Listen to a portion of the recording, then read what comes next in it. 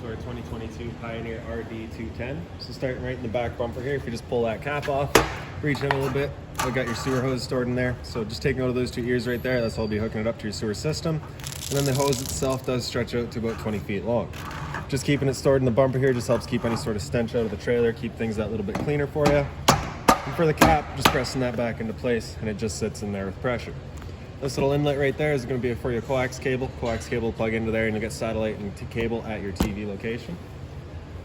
And down a little ways, we just got the exhaust for your furnace here. So whenever you're running your furnace, you just want to make sure that's not blocked off. It does get hot. Straight down below that, we've got your wastewater tank. So this will be your gray tank. You just got this little cover there. Just kind of press it in a little bit and give it a turn, undo itself. Then you can see you got the same ears here that you had on your sewer hose. You'll be attaching that the same way, just kind of press it in, give it that turn until it does that click, and that's it locked into place. In the right in the back there, you've got your valve for it. Keep in mind this is your gray tank, so it'll be filled from your sinks as well as your shower, so it's going to be cleaner water than your black. We'll be dumping this one last. And up from there, we've got your hot water tank, so you just get that little keyway there, just line that up and you can pop it on open. All of your controls for turning it on are just inside the unit. Before you ever turn it on though, you just want to hit that pressure relief valve, make sure a shot of water comes out. We don't have anything coming out of it right now just because we do currently have the unit winterized. If it were summerized and this water tank were full, you'd hit that relief valve, you get a shot of water out of there, just letting you know that it is in fact full. At that point, you can go inside, turn it on with your controls. We'll get to that in a second. And once we do get there and go over that, I will go over a reset procedure, and the button that I'll refer to is just right here. Close that back up, lining up the keyway, and lock her back down. Right? This black port here is just a service port for your fridge. There's nothing back there for you to worry about. Down from there, we've got your power connection. So you can see you just got that little notch in the bottom corner there. It's gonna line up with that notch there. Just kind of press it in, give it a little 1/8 turn, it'll lock it on. And then you get the threaded collar in the back there to really lock it into place. Following that cord back, you can see we've got a standard 30 amp end there. Now most campsites are gonna have that. You can just plug straight on in and you're good to go. And you do also get that little light there to confirm that you do have good power. If that red one were to come on there, you just got no good power, you're gonna wanna unplug and just see what's going on. We do also provide you with a 15 amp adapter, so if you're looking to plug that short cord in at home, you do have the power to do so. I'll show you that in a minute here. Right up top here is a city water connection, so you just be taking your water hose, plug it into there, turn on the water, and that'll pressurize the lines throughout the unit. Down from there is your exterior shower, so you just get your little head here, just kind of take it out of its holder, pull it on out. You get about a 3-foot hose, hot and cold water. So the dog's out getting muddy, you can spray him off before he goes inside. Just tucking that hose back into its hole, make sure that head just sits right in the spot there, and there you go. Close it back up, simple as that. Down in front of your front tire here, you just got the other end of your sewer system here. So it's the exact same again here. Just gonna clip it on, there you have it. Then the valve's in the back here. The only difference with this tank is that this one is your black tank, so this one's filled from your toilet. This is gonna be your dirtiest water. You're gonna wanna dump this first and then go to the gray tank to do that last. Just helps keep that hose a little bit cleaner. Towards the front here, you've got your freshwater connection, so you just got that cap there, just unscrew it, and you just be taking your water hose and plug it into there, turn on the water, and that'll fill up your freshwater tank. You know that tank is full once it starts spitting water out of here, or by watching your monitor panel inside. Close that back off, kind of clicks into place, and that's that. Straight down from there, you've got your low point drains. So this long one here is your freshwater tank drain. Open that up, drains out your freshwater tank. Then the two water lines behind it are your low point drains. So the purpose of those would just be to be able to open them up and drain out the water lines, right? So the purpose of that would be, I guess, if you're leaving the trailer for a while, you don't want your water going stale or stagnant, or if you're looking to winterize the unit, you just be popping those up, drain all the water out. Right. One end of your storage compartment here, it does see straight through to the other side. And around the front, you just get this little black box there, so that's housing your battery. As long as you're plugged in through that short cord in the back, or your 7-pin to your tow vehicle, that battery is charging for you. Access to your propane tanks can be done through this lid here. You just got those two knobs pushing the back, and you can open it up and you get access to the valves there. For the video, I'll just pull it off. And then in the back here, you can see you've got your changeover. All right, so currently that's red, just letting us know that there's no propane in the system. And our arrow is pointing over to this tank, so we'll turn on this tank, and that little red will turn green, letting us know that propane is now present. Now, if it were to go red while you've got a tank open, it's just letting you know that tank's now empty. You'd just be closing off that tank. Flip this change over to the other tank and fire this one up while you get the other one filled. In front, you've got an electric tongue jack. So on the right, there's just the light switch. And on the left, up is up, down is down. Other end of your storage compartment here. So just like the other side, you just have a little finger there, holds it on open for you. And then in here you can see we've got a water hose for you, as well as that park adapter I was telling you about. So your 15 amp short cord into there, 15 amp into a standard outlet. This right here is a manual override for your front tongue jacks. There's a little rubber plug on it. You pull that out, attach that into it, and then you can run it up and down if your batteries would ever die. And then this right here is just a manual override for your power stabilizers. So we'll go over those in a second here. Just lastly, with your storage compartment, if you reach in up on the wall, you just get a little light there. It's on its own switch. Same thing on the other side. Okay. Now your stabilizers are right down here, so you just get that power switch for it. Press and hold extend, and they'll make their way down. Now they will not level the unit. As you can see, they do equalize. One side will go before the other. So they're not going to level, they're just going to stabilize. And what you're going to do is you're just going to wait until they contact the ground. You'll hear a little bit of a load come onto the motor. Once you hear that, you're going to want to stop. So just that bit of a whine there. Once you hear that, stop. If you continue extending, you can actually strip the gears right out of that guy. Making our way backward, we just got your two exterior speakers upside there. And then right here is just the range vent.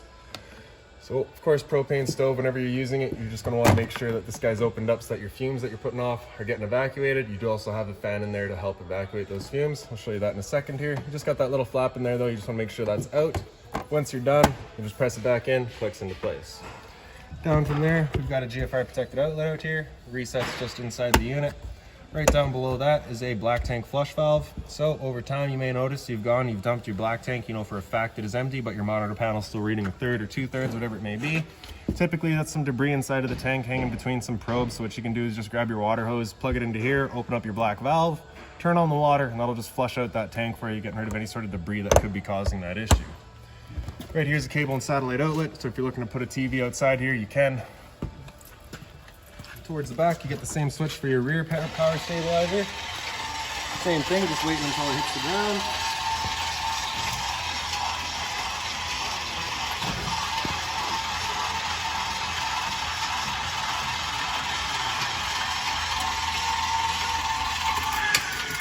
And there we go.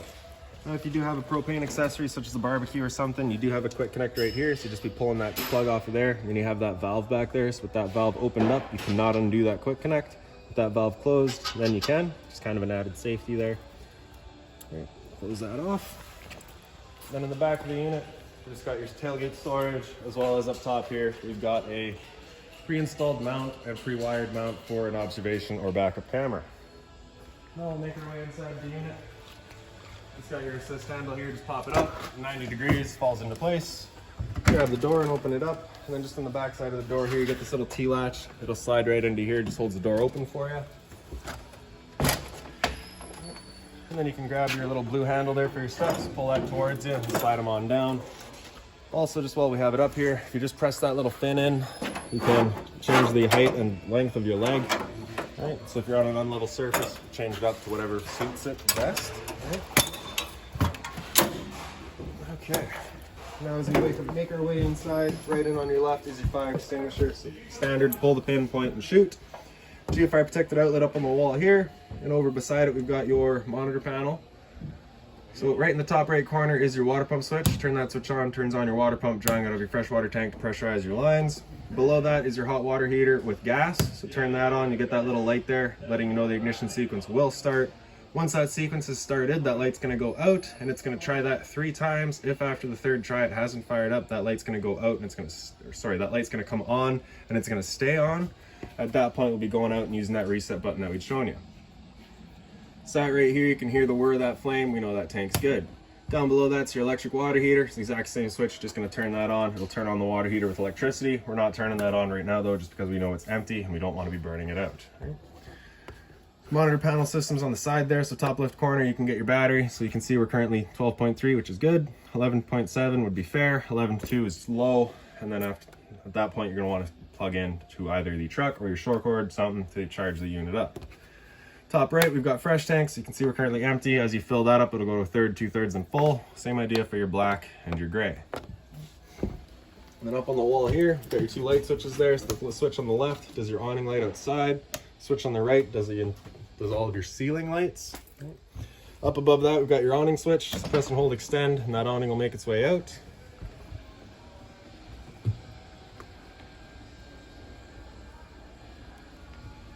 And once that awning is fully extended, we'll see a little black flap come down at the end. We'll also see the black of the metal tube. Once you see that, you're going to want to stop. If you're to continue extending, it will actually wind itself up backwards, in which case your tube will be underneath your fabric, allowing it to then hold water, accelerating the growth of mold and mildew.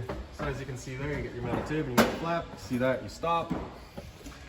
Now if it were to start raining, it's going to be holding some water anyway, so what you can do is grab either arm, front, or back, and just pull it down. And you can see that changes the pitch that you're awning out at the head, allowing the water to then run off. I feel like that angle better because it does give you more shade. You can do the same thing with the arm up front. Before you bring them back in though, you just want to make sure these arms are back out straight and fully extended, just so that we're not running the risk of bending anything. Then we'll press and hold and retract, and that awning will make its way back in. Again, we're just making sure that our fabric is over top of the tube. And just one more thing to keep in mind with your awning is it does catch the wind. So once you get up to about 15-20 kilometers an hour wind, you're going to want to bring it back in, again, just so that you're not running the risk of bending your arms.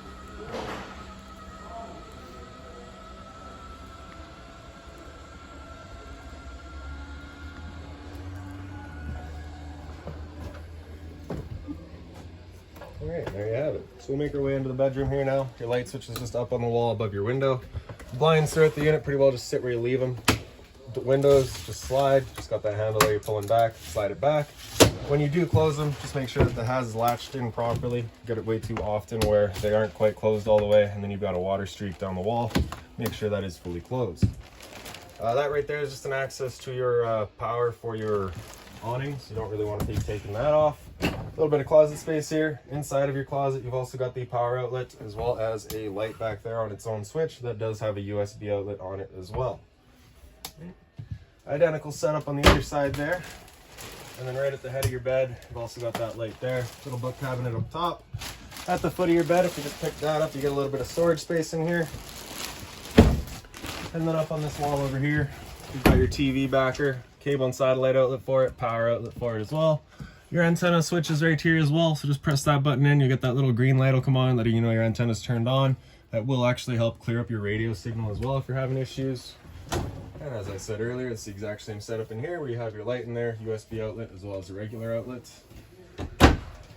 And there's a little panel over here with 4 screws in each corner, right? That is an access panel to your water pump, so if you're looking to winterize the unit yourself once it comes time, there is a winterization kit installed and you can do so. Okay, so up on the wall here, we've got your thermostat. Just press that bottom bar to kind of wake it up, and then it'll go into its fan speed. So fan low is just going to be moving air. There's no cooling involved in that. Right? Same idea with fan high. It's just a high fan, no cooling, just moving air. Right? And after fan high, hit that bar again, it'll come into cool high. So at this point, it'll be leaving its high fan on all the time, bringing cooling in and out as needed. Right? Using the high fan, of course. Same idea here, just using the low fan. And once you get into the cool low auto, the auto setting is what will actually become your on-demand system. So as it senses that it needs to cool off the unit, it'll bring in the cooling, it'll bring on the fan, and then turn off once it's done. But it will only use the low fan. If we go into high, it'll use the high fan and just obviously cool you off a little bit quicker. And with the AC going, you basically got 2 different options. You can have these 2 louvers here open, in which case we're just dumping all of our air into the living room here, or you can close them off and start using all of the ceiling ducting. All right. Now, get those open. After cool, if we hit that bar again, it'll come down into heat. It'll turn off the air conditioner and turn on the furnace. Temperature selections is done with your arrows there. Now the first couple of times you use that furnace, you might get a little bit of a smell throughout the unit. It's just a new furnace smell. Not much I can do to help you there. Furnace is moving its air through all of the flow registers. And after heat, hitting that bar again, we'll come back to off. And then it just cycles back around. So in the bathroom here, light switch on the left, fan switch on the right. Fan is right above my head here, so you just got that little knob there to turn and open it up. This switch here also does the fan. We're just leaving that on because we're using this switch though. For your shower, hot and cold water, of course, standard hose and head with the little shower curtain there as well. A little bit of a medicine cabinet here. Hot and cold water at your sink with a little bit of storage beside it. And then your toilet here. You pick on up with a flusher on the right side there. And up on the wall here, we've got your GFR protected outlet. So test on the bottom, reset up top. So if you ever have an outlet that doesn't work, this is the first thing you should check.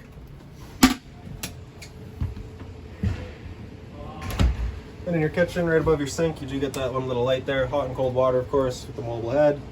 A little bit of storage down below with a little bit of a spice rack there as well. A couple of drawers here.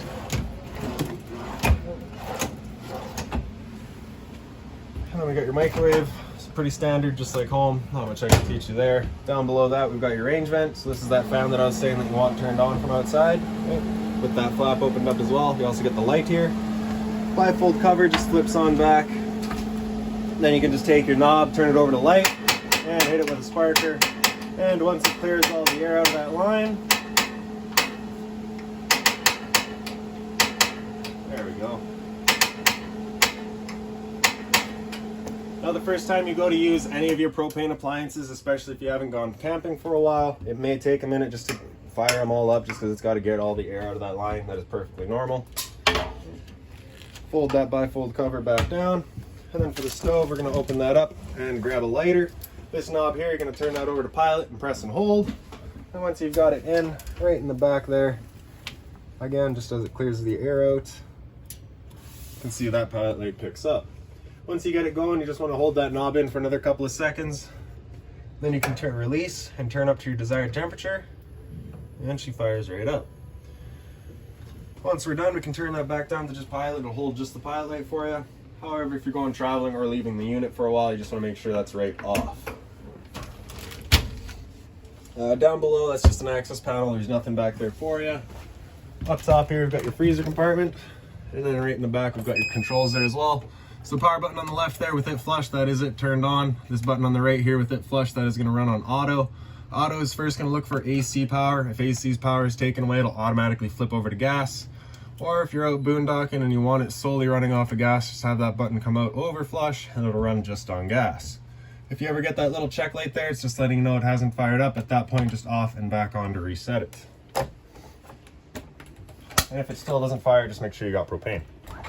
Down below, you got your fridge. It's temp selection in the back there, and as that sticker says, up is colder, down is warmer. Down below the fridge, you got your power converter, so just press the top and center and it pops on open. You get all of your breakers down the center here. Whenever a breaker breaks, it's going to sit in the middle, so just turn it off and then back on. And then on the right side, we get all of your fuses. If a fuse were to ever pop, you'll get a little red LED right beside it, letting you know exactly which one went. Access to your hot water tank for winterization or summerization purposes is back behind these two screws. You'll get a couple of valves there. They're currently sent to winter. Switch them around the other way, that'll be summer. A little bit of pantry space here. Some storage back here as well. Get the light up top here as well. So this center cushion, you can fold that down. You get your two cup holders there, or you can flip it up and pick up the foot and fold it down for a bed. Right, when you're folding it back up, the back just kind of wants a little bit of encouragement coming around, and she pops right down. Like I said earlier, blinds all just sit where you leave them. And this red handle indicates this is a emergency exit. So you pull that handle back, slide on open, get your screen out of the way as well, hop on out. There's your emergency exit. Power outlet up on the wall here, same blind back here as well. And then up in this corner here, you've got your TV backer back there, cable and satellite outlet as well as a power outlet. HDMI cable here is hooked into your stereo. For your stereo itself, you've got that power button in the top right. So AM, FM, cycle through all of that, right? Press and hold the seek. Sorry, just press.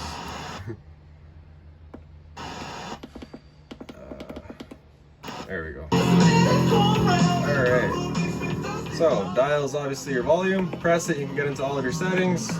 Right. Zone 1 is your outside set of speakers. Zone 2 is your inside set, so you can turn those off individually. Auxiliary would be through the back of this set, and then, like I said, HDMI, Bluetooth connected to your phone, and awesome little straightforward stereo. Press that power button, hits just mute. Press and hold will turn it off. There you go. For your dinette, we just pick up on this, kind of wiggle it out of there. You got the two legs underneath it. So pop those out of the table as well. Just lay them down on the ground. You can see you got your USB as well as a power outlet back there. And then you just have this little ledge here. You're going to be sitting the table down onto that.